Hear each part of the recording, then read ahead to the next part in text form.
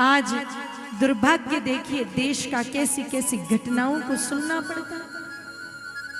मेरे भाई बहनों, दुर्भाग्य है कि जिस देश में 100 करोड़ हिंदू रहते हो, उस देश में हिंदू होने पर सरेआम आपको गोलियों से छलनी कर दिया जाए। मेरे भाई बहनों, कल की कश्मीर के पहलगांव की जो घटना है वो हमें एक बार पुनः चिंतन करने को मजबूर करती है कि हम किस स्थिति में हमारे देश में रह रहे हैं। क्या हम इस देश में सुरक्षित हैं जहां पर कश्मीर में लोग घूमने जाते हैं और केवल उनको न जाति पूछी जाती है उनकी, ना उनका भाषा पूछी जाती है, ना उनका राज्य पूछा जाता है, केवल धर्म पूछा जाता है कि तुम कौन से धर्म के हो, और हिंदू कहते ही धड़ाधड़ सरेआम गोलियां चला दी जाती हैं। मेरे भाई बहनों, कल 27 लोगों को मार दिया गया। यह आंकड़ा अब और भी बढ़ सकता है। पुलवामा घटना के बाद ये सबसे बड़ी आतंकवादी घटना कश्मीर में घटी। 27 लोगों को हिंदू होने के कारण मार दिया गया। जिस देश में 100 करोड़ हिंदू रहते हैं, वहां पर मेरे भाई बहनों केवल उनका कोई दोष नहीं था, कोई गुनाह नहीं किया था उन्होंने, केवल वो हिंदू थे इसलिए उनको सरेआम मार दिया गया। और हम विचार कर रहे हैं भारत में राम राज्य आएगा। हम विचार कर रहे हैं कि भारत हिंदू राष्ट्र बनेगा। हम विचार कर रहे हैं कि अब देश में शांति आ गई। जब नोटबंदी हुई तब सरकार ने, मेरे भाई बहनों, एक बयान दिया कि अब भारत पूर्णतः आतंकवाद मुक्त है। मेरे भाई बहनों, कौन सा वर्ष ऐसा बीता जिस दिन कश्मीर में आतंकवादी घटनाएं जिस साल नहीं हुई हैं, जिस साल किसी हिंदुओं को मौत के घाट नहीं उतारा, ऐसा कौन सा वर्ष गया है, विचार कीजिए। और आप हिंदू अगर ऐसे ही सोते रहे ना, आज तो कश्मीर में मारा है, मेरे भाई बहनों कल को आपके घर में घुस घुस के मारेंगे।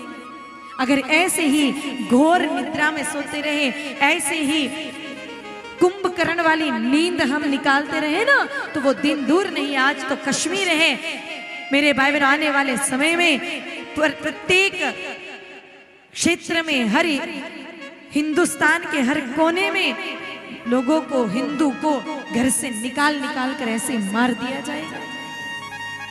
और याद रखना, इस घटना के बाद भी जो चुप बैठता है ना, उसकी भूमिका पर भी हमें संदेह है कि वो सच्चा सनातनी है या पता नहीं पाकिस्तान का कोई प्राइवेट एजेंट हो। कोई सनातनी बन करके भी ऐसी घटनाओं का प्रतिकार ना करे, ऐसी घटनाओं का विरोध ना करे। मेरे भाई बहनों, कब तक तलवे चाटोगे? कब तक ये झूठा आश्वासन लेकर के घूमोगे कि अब हम ऐसे देश में रहते हैं जहां पर हिंदू के लिए परिस्थितियां सकारात्मक है? अरे इसी देश में हिंदुओं की सबसे बड़ी आराध्या गौ माताओं को एक दिन में 82,000 की संख्या में काटा जा रहा है। और गौ माताओं को काटा जा रहा था तब आप मौन रहे, इसलिए अब हिंदुओं को ही काटा जा रहा है। क्योंकि उस समय अगर हम विरोध करते, हमारी माँ जब मर रही है तब हम प्रतिकार करते, तो आज ये नौबत नहीं आती। जब माँ कट रही है तब हम मौन रहे, तो अब खुद ही कटने की नौबत आ रही है। और अगर आज भी चुप रहे, आज भी मेरे भाई बहनों ये झूठी शान से घूमते रहे कि अब तो हिंदू सेफ है, अब तो हिंदू सुरक्षित है, अब तो भारत में राम राज्य आएगा।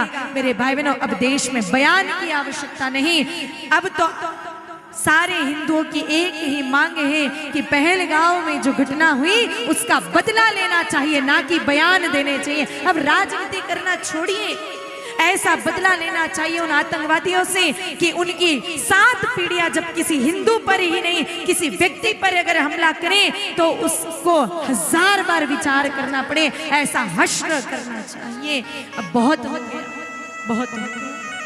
कब तक मौन रहोगे? कब तक मेरे भाई बहनों झूठा आश्वस्त होकर के बैठे रहोगे? परिस्थितियां तो हमें आश्वस्त होने जैसी दिख नहीं रही हैं। देश की स्थितियां तो हमें चुपचाप बैठ जाने का संकेत नहीं दे रही हैं।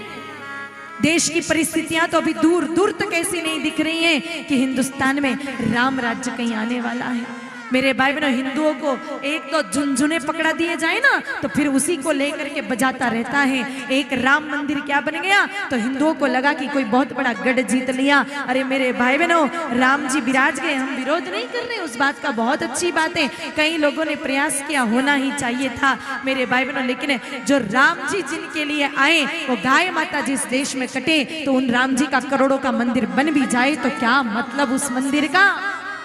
जिस देश में मेरे भाई बहनों सनातनियों को ऐसे दिन दहाड़े काट दिया जाए, हिंदू सुरक्षित ना हो, केवल इस बात पर उनकी कोई दुश्मनी नहीं, किसी बात का कोई मेरे भाई बहनों झगड़ा नहीं, केवल ये बात पूछ करके कि हिंदू हो इतना कहते हैं, अगर मार दिया जाए, गोलियों से छलनी कर दिया जाए तो फिर क्या करेंगे इस राम मंदिर को?